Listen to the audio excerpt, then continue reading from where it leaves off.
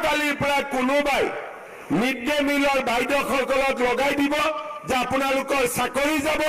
মই এতিয়াই কৈ দিছো কাৰো চাকৰি নাযায়, বৰঞ্চ দুই এদিনতে তেওঁলোকৰ দৰমহা বঢ়াৰহে ভাল খবৰ তেওঁলোকে শুনিবলৈ পাব।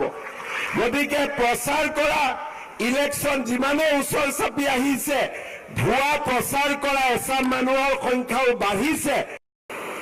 এই আঁচনিটোৰ কাৰণে কোনো মিড ডে মিলৰ ৰান্ধনিৰ চাকৰি নাযায় আৰু তেওঁলোকে ৰন্ধাৰ পৰিৱৰ্তে স্কুলত বিলোৱাৰ ব্যৱস্থা কৰিব। গতিকে ইয়াত কাৰো চাকৰি যোৱাৰো প্ৰশ্ন নাই।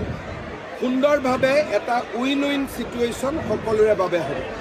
এই আঁচনিটোৰ কাৰণে কোনো মিড ডে মিলৰ ৰান্ধনিৰ চাকৰি নাযায় আৰু তেওঁলোকে ৰন্ধাৰ পৰিৱৰ্তে স্কুলত বিলোৱাৰ ব্যৱস্থা কৰিব। গতিকে ইয়াত কাৰো চাকৰি যোৱাৰো প্ৰশ্ন নাই। সুন্দৰভাৱে এটা উইন উইন চিটুৱেশ্যন সকলোৰে বাবে হ'ব।